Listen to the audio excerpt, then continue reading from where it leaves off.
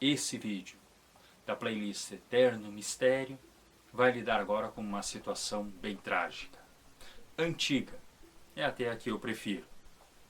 Mas, em 8 de junho de 1985, Marco Aurélio e mais 3 escoteiros, que assim como ele tinha 15 anos de idade e eram de São Paulo, acompanhados por um veterano de 30 e poucos anos, chamado João. Eles iriam até o topo da montanha Pico de Marins, que tem cerca de 2.400 metros e que fica em São Paulo, próximo aí da fronteira com Minas Gerais. A meta, se atingida, os 4 escoteiros adolescentes seriam promovidos a escoteiros sêniores. Mas infelizmente o que acontece é uma verdadeira derrocata. Almas são destruídas, lembranças tentam ser esquecidas, mas até hoje, quando eles falam sobre isso, tremem nas bases. Pois quando eles desceram, sem cumprir a meta, o amigo Marco Aurélio não estava com eles. Marco Aurélio tem um irmão gêmeo, Marco Antônio, que era para estar junto, mas por motivo de doença acabou não indo junto. Mas vamos iniciar conhecendo um pouco mais da região. Pico de Marins tem 2.400 metros, segunda maior montanha de São Paulo e 26ª do Brasil. Ela é mais uma numa enorme região, conhecida como Serra da Mantiqueira, cerca de 500 quilômetros, que vai por Minas Gerais, Rio de Janeiro e São Paulo. Desafio para alguns. Em meio a essas montanhas, matas, com uma neblina rasteira e sorrateira e com ventos que de repente podem chegar até a 80 km por hora, até os mais experientes têm morrido e desaparecido. Um exemplo, na própria região aí de Pico do Marins, em 2018, um veterano francês que vivia aqui no Brasil foi fazer aí uma caminhada que já havia feito e refeito várias vezes. Mesmo levando sofisticados aparelhos como ele, como um GPS, não impediu que ele entrasse no local e só 20 dias depois, infelizmente, apenas o seu cadáver foi encontrado. Relata-se, até pelos mais experientes, que se perde quem quer. A selva tem leste, oeste, norte e sul. Ali, na selva, você pode sim usar a bússola. Na selva, você pode escutar o som de estradas, seguir uma direção. Mas para outros experientes, há ventos que, quando menos espera, surgem. A neblina que impede você que enxergue um palmo na frente do nariz aparece como uma visita inconveniente e você simplesmente se perde. Muitas regiões, inclusive o próprio Pico do Marins, tem um tipo de energia magnética muito acentuada, fazendo as bússolas ficarem girando, girando, girando, parecendo Jack Sparrow do Piratas do Caribe quando não sabe direito o que quer da vida. Sem contar o desespero, a fome e o total, muitas vezes, despreparo até de se manter calmo numa situação dessas. Pico do Marins esconde muitos segredos, e um deles é o jovem Marco Aurélio. Marco Aurélio Bezerra Simon era conhecido como um garoto que, além de ter sérios problemas de saúde desde a infância, um deles um acentuado estrabismo no olho esquerdo, que depois uma cirurgia resolveu, bem como outros dramas. Um deles, inclusive, chegou a dar a ele uma cicatriz na horizontal, no estômago, de uma séria cirurgia que ele passou. Inclusive, essa linha aí, essa cicatriz, futuramente iria desbancar praticamente todos os falsos Marcos Aurélios que se apresentariam à família, porque sempre tem. Na escola e na família, era conhecido como um garoto destemido, curioso, que não tinha receio de dar a cara para apanhar, desde que fosse para ele conhecer o que ele estava a fim de conhecer. Também gostava muito de esoterismo. Um garoto muito esperto, que entrava nas matas e conseguia compreender muito bem as mesmas. Sabia se guiar, inclusive pelas estrelas. Claro, ele ainda não era um mestre, de andar na selva, mas o que ensinava ele conseguia aprender e manter na sua mente. Ele fazia parte do grupo dos escoteiros olivetanos, número 240. Ele estava junto com outros 3 amigos, que seriam eles Ricardo, Salvione, Ramates, Rom e Osvaldo Lobeiro. O Osvaldo, inclusive, seria o garoto que machucaria o joelho e mudaria totalmente essa história.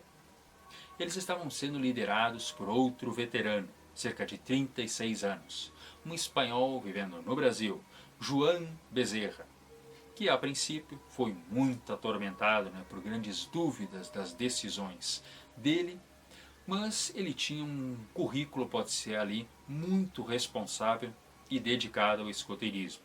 Inclusive ele dormia várias vezes na residência desses escoteiros. Inclusive essa noite aí, do dia 5 para o dia 6 de junho, foi na casa aí de Marco Aurélio que ele passou a noite. Vamos fazer agora uma cronologia. Dia 6 de junho, Marco Aurélio e seus 3 amigos, mais o líder João, chegam na propriedade do senhor Afonso.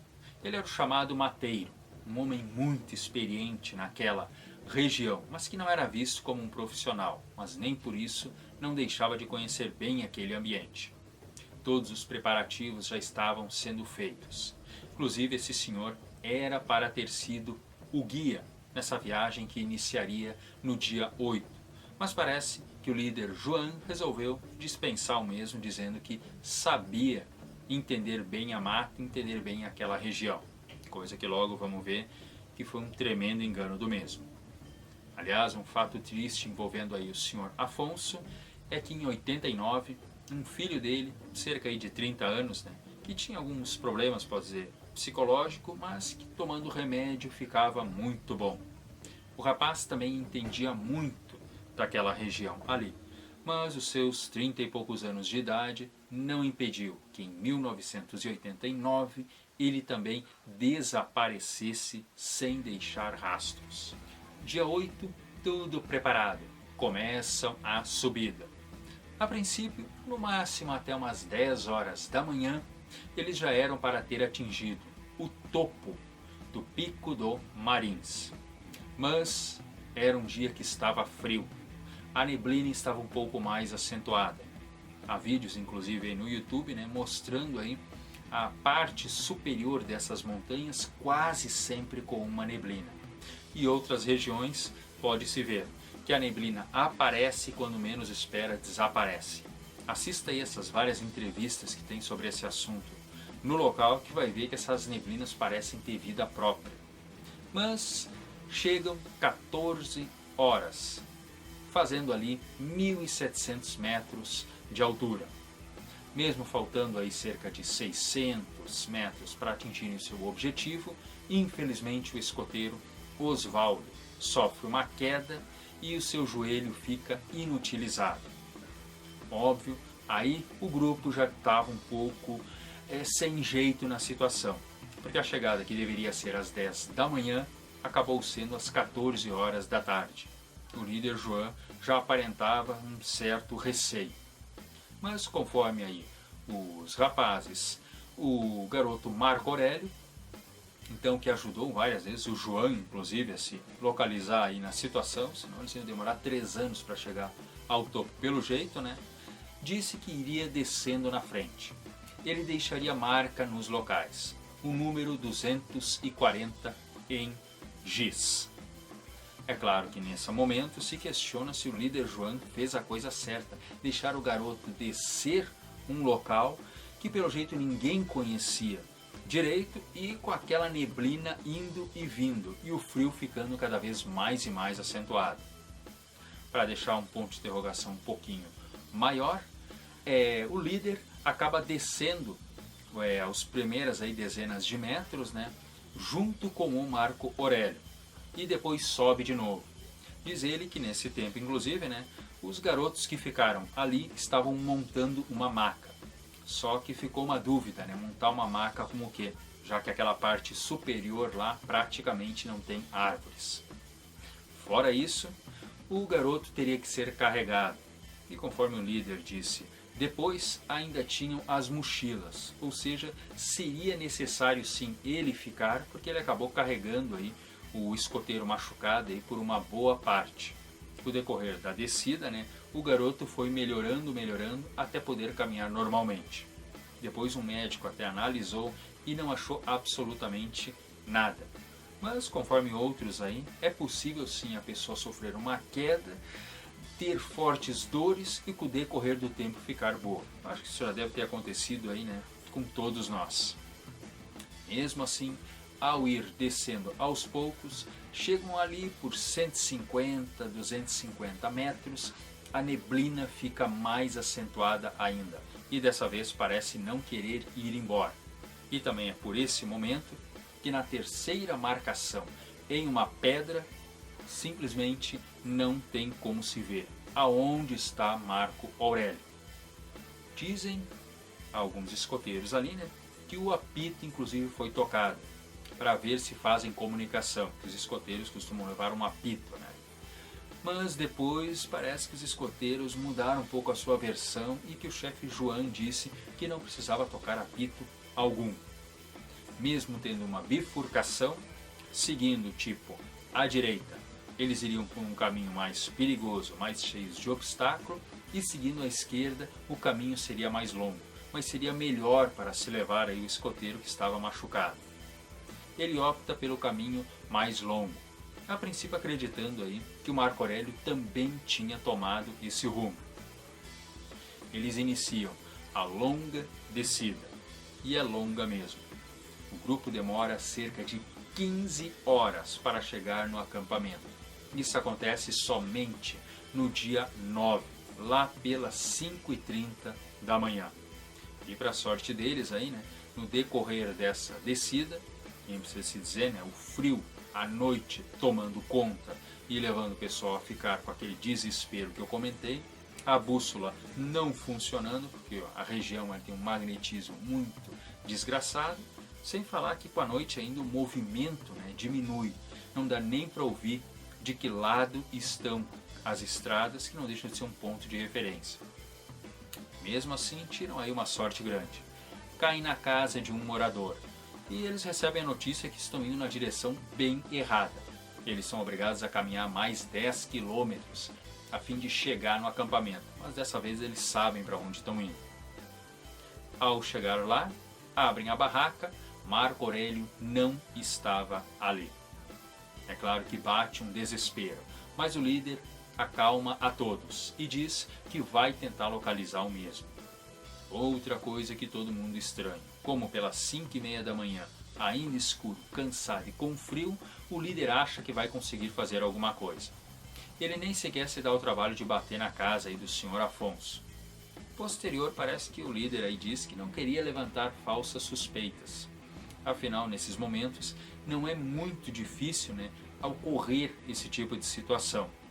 E ele acreditou que poderia ter sorte e vai que ele consegue encontrar o Marco Aurélio. Mas por volta das 10 horas da manhã, ele volta de mãos vazias.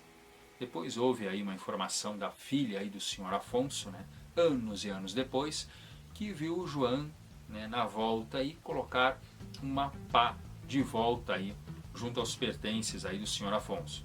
Mas a pedido do pai, ela ficou calada. O pai temeu aí ficar envolvido aí na situação. Os moradores são reunidos ainda no dia 9 e saem para uma nova busca. Outra vez, nada encontram. Retornam. Dia 9 à noite, eles estão jantando. Já dessa vez se preparando para voltar dia 10 para o dito mundo urbano e aí dar a difícil notícia aos pais. Essa demora posterior do João também seria questionada depois. mas parece que ele acabou se defendendo, dizendo que não adiantaria dar a queixa no dia 9, porque quase sempre as autoridades solicitam 48 horas ou até mais para ser dado de fato o fato como consumado. E dando a queixa no dia 10, essas 48 horas já teriam passado. Mas o ponto de interrogação prosseguiu. Durante a janta, um fato um tanto diferenciado. Eles escutam o som de um apito. Um apito de um escoteiro. Posterior, um grito. Um grito que não dizia nada, mas o grito pedia ajuda.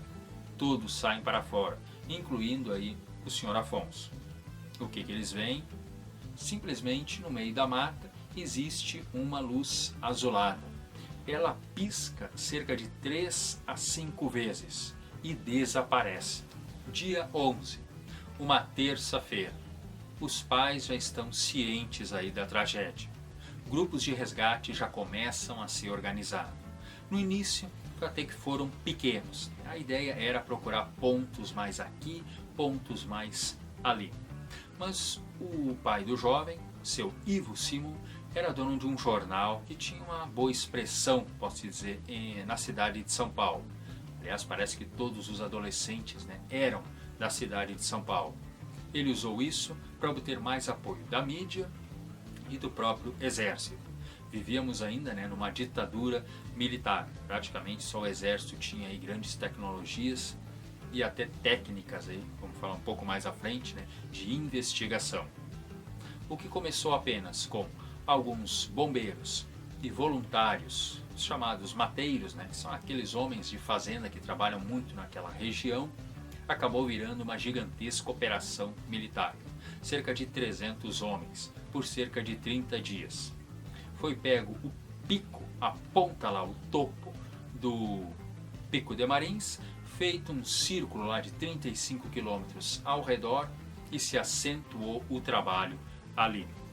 Mas ao longo desse mês, toda a dedicação dos chamados até agulhas negras e dos mateiros, agulhas negras inclusive a elite do exército que usava aquela região para treinar, usavam aquela região para fazer os seus treinamentos militares.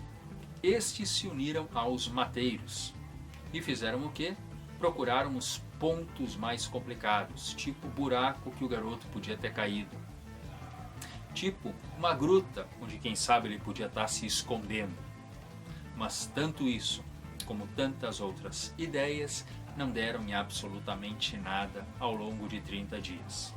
Cães farejadores, que infelizmente cerca dessa uma dúzia desses animais conseguiam até inspirar um pouco de confiança, mas de uma certa altura em diante o frio e a umidade faziam eles perder o olfato. Mas haviam, é claro, helicópteros, cerca de 4 ou 5, um deles inclusive pertencia ao governador de São Paulo. Aviões potentes para tirar foto da região, mas nem precisa se dizer que o desgaste também infelizmente foi à toa, porque o vento forte e a neblina acabou trazendo também um limite a esse trabalho. Lá embaixo, corajosos homens, olhando para tudo, subindo e descendo dia após outro, fazendo às vezes a mesma trilha. E chegou uma hora que estavam rezando, para sentir um pouco aí do odor do corpo do garoto apodrecendo, que não deixaria de ter sido um fim mais glorioso do que simplesmente não terem encontrado nada. E um exemplo mais trágico disso aí, é que esses resgatadores esqueciam tomar lá da cá coisas, como caneta, canivete, até cantil. E quando menos se esperava, alguém encontrava eles, para mostrar como o pente fino estava bem acirrado. O líder João foi severamente investigado. Era a época da ditadura. Dizem que chegaram a tirar a roupa dele de madrugada e levar para um local dessa região bem frio e tacaram mangueira em cima. Apontaram a arma para a cabeça, deram um soco, deram um chute, chegaram a dar choque. Os 3 adolescentes também passaram por uma tortura psicológica. Parece que às vezes até assistiram o Juan tomando aí surras. Absolutamente nada. As versões não mudaram. O que se fazer? Então, se reunir as hipóteses mais prováveis e trabalhar em cima delas. Hipóteses é o que não faltaram. Dezenas e dezenas de pessoas dizendo: eu vi Marco Aurélio ali, eu vi Marco Aurélio acolá, mas nada acabou sendo comprovado. Os pais chegaram a começar a ouvir os chamados médiums, mas os mais confiáveis que eles ouviram foi uma informação que eles guardavam sempre para si, tudo que eles relatavam. E muitos deles diziam a mesma coisa. Como Marco Aurélio está diante de um rio, envolto por uma grande faixa de terra. Marco Aurélio não sabe aonde está. Eles chegaram a conversar em 86 com o famoso médium Chico Xavier. E deu aí um sopro de esperança quando esse respondeu que ele não pode contatar quem está vivo. Mas o mundo também da ufologia entrou nessa jogada. Aquelas 3 luzes azuis, por exemplo, vistas lá pelos escoteiros e pelo senhor Afonso. Foi quando se lembrou aí, né, que o garoto gostava muito de assuntos esotéricos. Será que isso teria feito ele criar uma sensibilidade maior e ter sido abduzido? E deixado, quem sabe, em outra região que ele não conhece e simplesmente, devido à falta de memória, ter ficado lá? Ufólogos dizem que esse tipo de situação ocorre sim. Outros da área do exército, como o coronel Uchoa, que participou aí da Operação Prato, e posterior o filho dele, os dois também contribuíram, porque a ideia que se tinha é que eles tinham contatos aí com seres aí de outro planeta. Mas a resposta que obtiveram é que os seres que eles contataram não tinham ideia de quem era Marco Aurélio. Ou quem sabe a coisa é mais terrena. Um animal teria atacado o garoto, mas se fizesse isso, teria deixado uma tremenda bagunça de sangue e rastro. Sem falar que é muito raro se ver algum animal predador que ataque inclusive seres humanos naquela área. É uma região que não costuma ter muito alimento para esses carnívoros, por isso a presença deles é praticamente nula. Teria então Marco Aurélio teve um problema familiar e fugiu, mas também não se tem anotado nenhum problema dentro da família. Sem falar que um garoto de 15 anos teria que ter toda uma situação muito bem armada para simplesmente desaparecer sozinho, a princípio, só com a roupa do corpo e o equipamento aí de escoteiro e se mandar. Mas e o líder João? Apesar de viver numa fase em que o escotismo tinha regras muito básicas e até muito pouco conectadas, inclusive a área de segurança não era muito fora do comum um escoteiro ir à frente em momentos de perigo, abrindo espaço, marcando o caminho, facilitando as coisas. E o adulto ficava para dar apoio aí aos feridos ou ao grupo aí que precisaria da presença dele. Levantou-se a hipótese de ele ter cometido erros, mas esses erros, como eu já disse, estariam até dentro de uma regra pouco básica e muito pouco organizada do escotismo. Seria então João um pedófilo? Ele teria tentado se aproximar de Marco Aurélio, não conseguiu e decidiu matar o garoto. Mas também se questionou isso. Toda a ideia que se tem é que ele ficou com Marco Aurélio aí, lá no início da descida, nos primeiros 100 metros, e depois logo retornou. Depois ele se ausentou, das 5h30 até umas 10 da manhã. Mas ele, como já tinha demonstrado não ter conhecimento daquela região, ele não conseguiria ter subido até em cima no pico lá e enterrado o corpo, e teria que ser muito bem enterrado, e descido outra vez. E depois de toda a tortura feita, simplesmente o João acabou sendo liberado. É claro, hoje ele é um advogado. E mesmo o processo ter sido agora totalmente arquivado, ali por 2005 ou 2007, não achei uma data precisa, o João e os outros garotos até poderiam, quem sabe, revelar a verdade. Mas todos continuaram dizendo a mesma versão.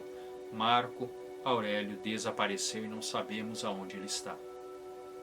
A família, os pais, coitados, distribuíram cerca de 40 mil folhetos e participaram de tudo o que podia, até hoje, de fóruns de crianças desaparecidas. E sempre que podem, voltam a investir em novas buscas. Óbvio, muita gente apareceu aí dizendo que era o Marco Aurélio. Conseguiu ter informações básicas e chegava a tentar imitar. Mas a cicatriz que o Marco Aurélio tem na barriga, na horizontal, descartou praticamente todos.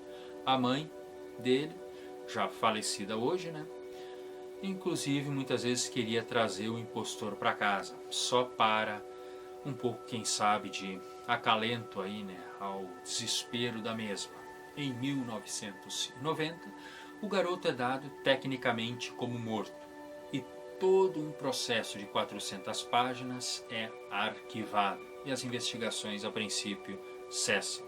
Hoje, toda essa situação aí, como eu já falei ali por 2005, 2007, foi totalmente encerrada. A justiça não tinha mais nada a fazer. Claro que o ponto de interrogação sempre vai ficar. O que houve de fato com Marco Aurélio?